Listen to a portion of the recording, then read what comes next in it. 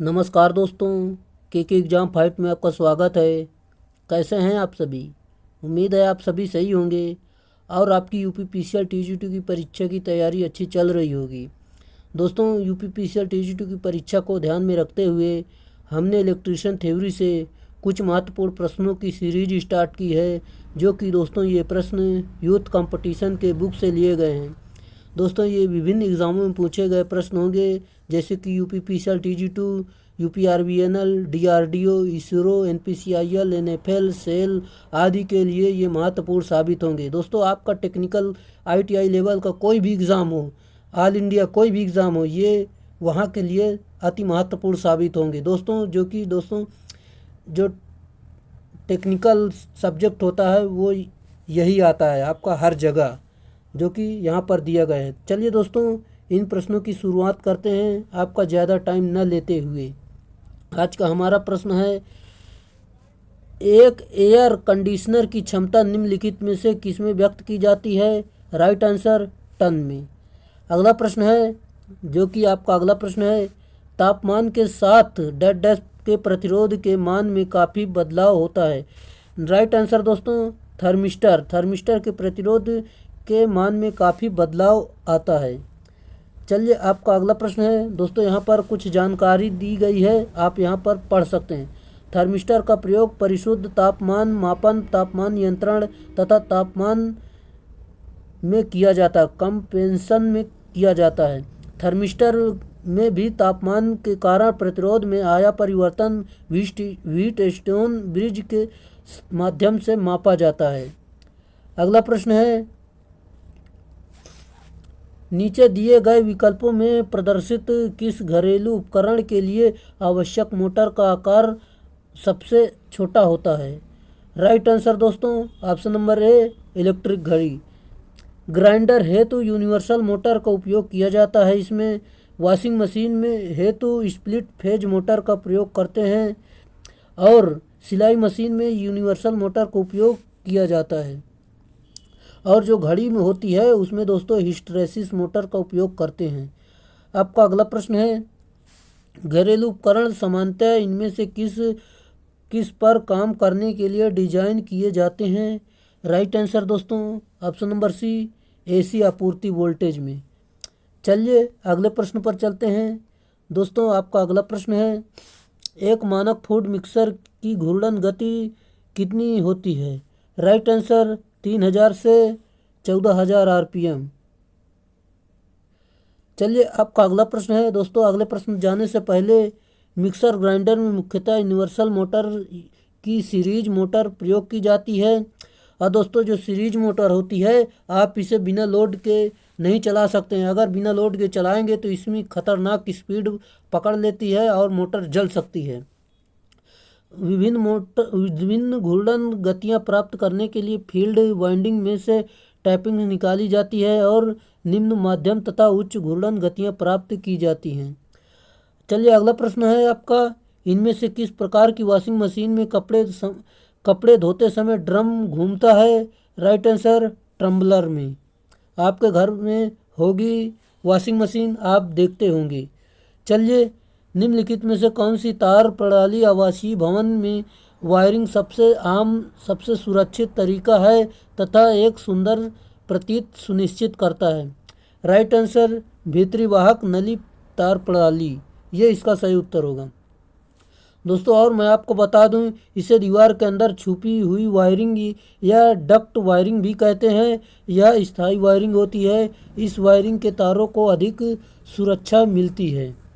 इसे दोस्तों मूस वूस नहीं काट सकते हैं इस वायरिंग को। अगर बाहर वाली वायरिंग होती है तो उसे मूस खुतर देते हैं। बिजली का हीटर तैयार करने के लिए डेड डैश का तार उपयोग किया जाता है। राइट आंसर नाइक्रोम का। नाइक्रोम सॉरी दोस्तों, नाइक्रोम में जो है 80% निकिल और 20% क्रोमियम होता है। ये दोस्तों पूछा जाता है। अगला प्रश्न है, विद्युत इस्त्री के तापमान को नियंत्रण करने के लिए डेड डैश का उपयोग किया जाता है, थर्मोस्टेट का। दोस्तों, यहाँ पर अधिक जानकारी आप थर्मिस्टर की जानकारी ले सकते हैं। आपका अगला प्रश्न है, जो कि दोस्तों एनपीसीआईएल में पूछा गया है, एक 1500 वाट स्लिप्ड एयर कंडीशनर एक दिन में 12 घंटे संचालित होता है। एक महीने में कितनी विद्युत इकाइयों की खपत होगी एक महीने में 30 दिन मानते हुए। दोस्तों इसका सिंपल फार्मूला होता है, आप देख सकते हैं, वाट गुणे घंटे गुणे दिन अपान 1000 से भाग दे देते हैं तो आपका उत्तर निकल कर आ जाएगा, जो कि 540 यहाँ पर निकल कर आ गया। अगला प्रश्न है, जो कि आपका अगला प्रश्न है, एक 2 टन एयर कंडीशनर के लिए निम्न में से कौन सा तार का साइज उपयुक्त है। Right answer 4 mm square. अगले प्रश्न पर चलते हैं, जो कि आपका अगला प्रश्न है, एक इलेक्ट्रिक प्रेस में तापक तत्व आमतौर पर बनाया जाता है। राइट आंसर नाइक्रोम का। तो दोस्तों इसमें नाइक्रोम जो होता है 80% निकेल और 20% क्रोमियम होता है। अगला प्रश्न है, माइक्रोवेव ओवन का कौन सा भाग माइक्रोवेव उत्पन्न करता है। Right answer magnetron. अगले प्रश्न पर चलते हैं, जो कि आपका अगला प्रश्न है, घरेलू वाटर कूलर के पंप में कौन सी मोटर प्रयुक्त करते हैं। Right answer shaded pole motor का प्रयोग करते हैं। दोस्तों इसकी जो दक्षता होती है 5 से 35% तक होती है। अगला प्रश्न है, एक वैद्युत रूम हीटर में तापन की कौन सी विधि प्रयोग में लेते हैं। राइट आंसर प्रतिरोध तापन। दोस्तों ये सारी विधियां हैं जो कि देख सकते हैं। प्रतिरोध तापन 2 प्रकार की होती है, जैसे कि प्रत्यक्ष प्रतिरोध तापन और अप्रत्यक्ष प्रतिरोध तापन। और प्रतिरोध तापन जूल के ऊष्मीय प्रभाव पर आधारित है और प्रतिरोध तापन में एसी डीसी दोनों सप्लाई पर प्रयोग की जाती है। दोस्तों ये हमारा टेलीग्राम चैनल है, चाहे तो आप इससे ज्वाइन कर सकते हैं। इसमें ये सारी चैप्टर की इसमें PDF दी जाती है, आप इसे ज्वाइन ज़रूर करें। अगर आपको अच्छा लगता है तो ज्वाइन कर लीजिए। दोस्तों यहाँ पर PDF मिल जाती है आपको। चलिए आपका अगला प्रश्न है। दोस्तों हमने ऑलरेडी PDF कई सारी अपलोड कर दी है, जो कि वहाँ ऊपर जाकर आप डाउनलोड कर सकते हैं। गीजर में भीतर कंटेनर व बाहरी केसिंग के बीच में ग्लास वूल क्यों लगाया जाता है। राइट आंसर ऊष्मा हानि घटाने के लिए। अगला प्रश्न है, दोस्तों यहाँ पर अधिक जानकारी ले सकते हैं, काफ़ी अच्छी जानकारी दी गई है। आपका अगला प्रश्न है, किसी छत पंखा के परिपथ नियंत्रक का उपयोग क्यों किया जाता है। राइट आंसर पंखे में लगे वोल्टेज को कम करने के लिए। दोस्तों इसमें रेगुलेटर लगाया जाता है, जो कि उसे घुमाकर कम ज़्यादा कर सकते हैं, जैसे गैस में लगा होता है रेगुलेटर। जल गर्म करने का साधन गीजर, विद्युत इस्त्री, इलेक्ट्रिक आयरन और तापक हीटर सभी डैश के सिद्धांत पर कार्य करते हैं।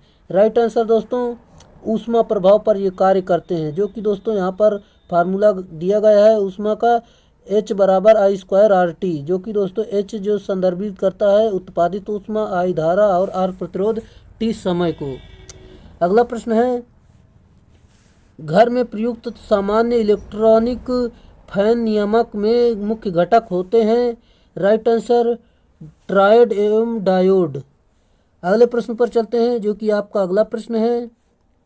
सवाल है दोस्तों, आप इसे हल जरूर करें। 1000 वाट 230 वोल्ट की एक तापन यानी हीटर कुंडली को 2 बराबर भागों में काटा जाता है, फिर उनमें से एक भाग को उसी आपूर्ति से जोड़ा जाता है। उपयुक्त शक्ति क्या होगी। राइट आंसर 2000 वाट। दोस्तों इसे हल करेंगे तो आपका 2000 वाट उत्तर आ जाएगा। दोस्तों हल जरूर करें, क्या आपका उत्तर इतना आ रहा है। चलिए आप अगले प्रश्न पर चलते हैं।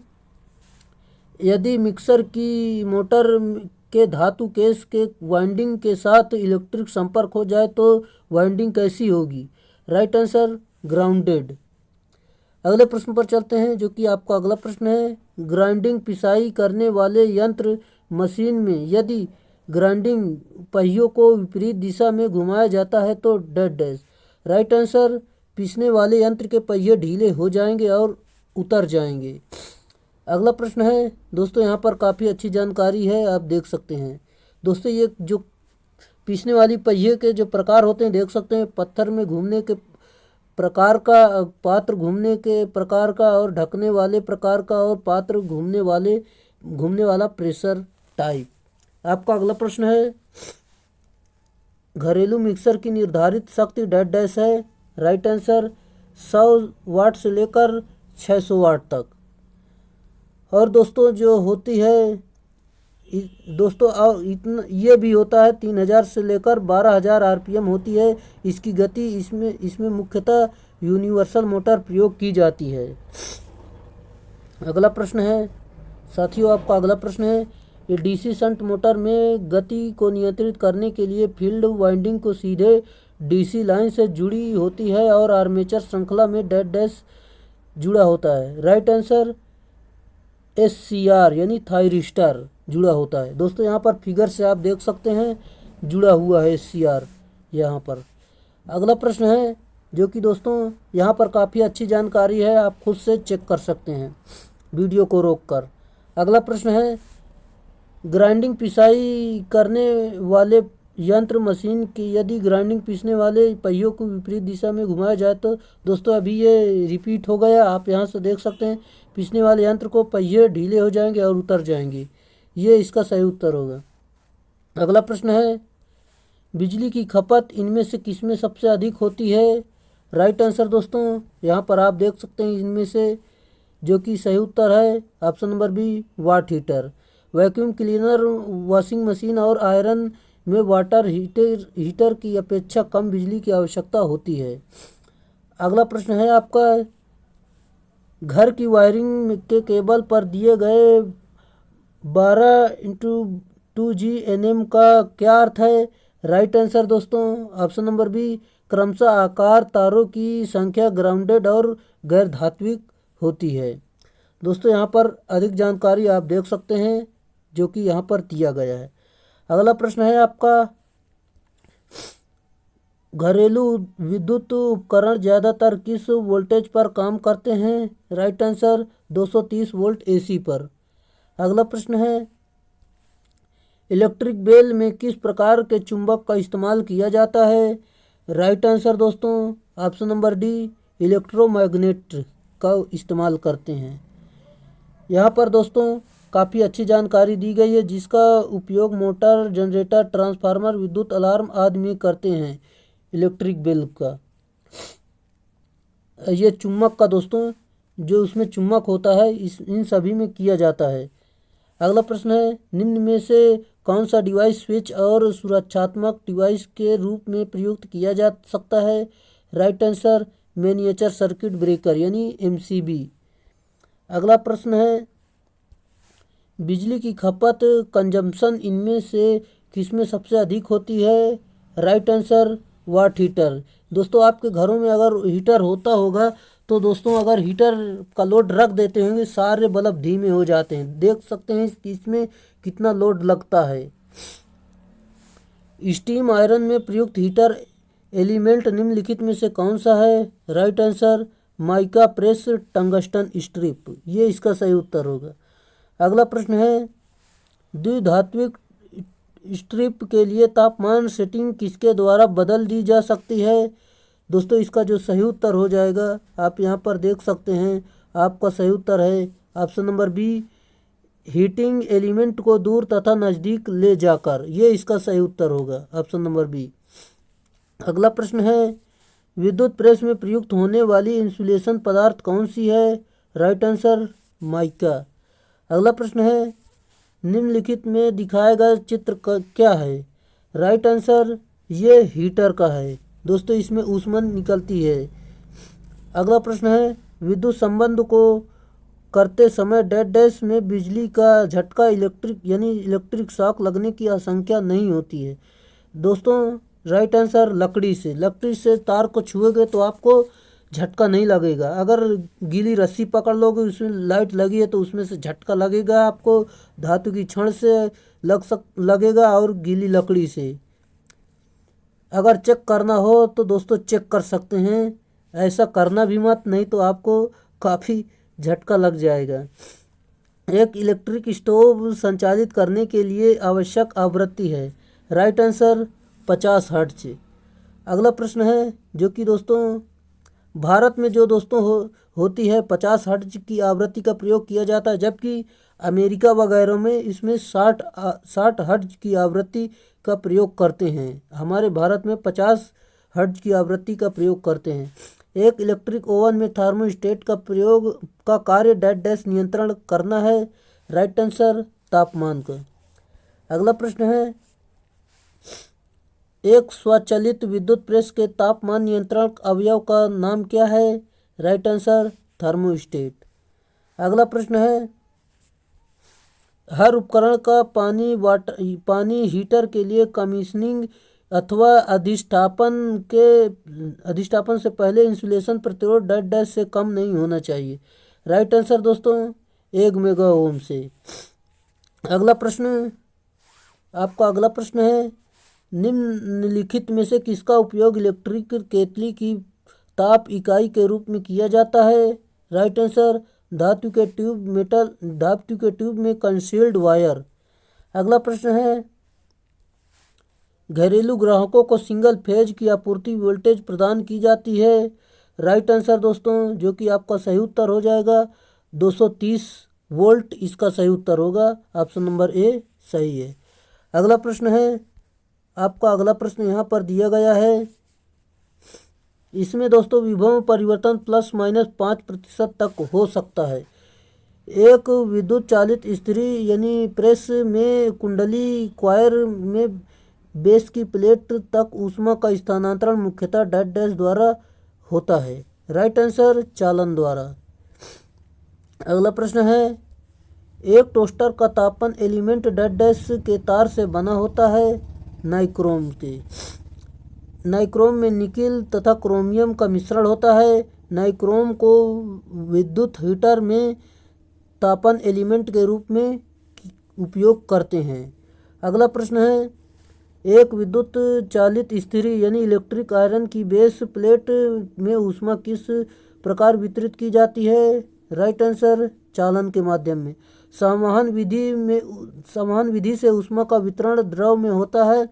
विकिरण विधि में माध्यम हीट हुए बिना वस्तु गर्म हो जाती है। अगला प्रश्न है, थर्मोकपल तापयुग्मक डैश डैश द्वारा बनाया जाता है। राइट आंसर 2 अदृश्य धातुओं से।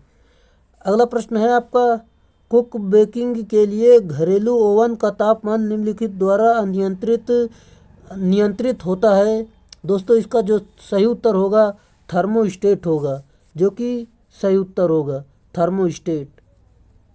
आप देख सकते हैं दोस्तों, यही थे हमारे प्रश्न, जो कि इतने थे। और अगले वीडियो में इसके अगले टॉपिक इसके और प्रश्न हैं, जो कि लगभग 100 प्रश्न दिए गए हैं। इसका अगला वीडियो आएगा कल, उसके लिए आप तैयार रहेंगे। दोस्तों आज के लिए इतने ही रहेगा। अगर दोस्तों हमारे चैनल पे आप नए हैं तो चैनल को सब्सक्राइब जरूर कर लें और अपने दोस्तों में शेयर जरूर कर दें। अगर दोस्तों ये वीडियो अच्छा लग रहा हो, अगर जानकारी आपको अच्छी लग रही हो इसमें से, तो आप चैनल को सब्सक्राइब करें और अपने दोस्तों में अधिक से अधिक शेयर जरूर करें, लाइक जरूर कर दें। चलिए आज के लिए इतना ही, फिर मिलेंगे नेक्स्ट वीडियो में, तब तक के लिए बाय।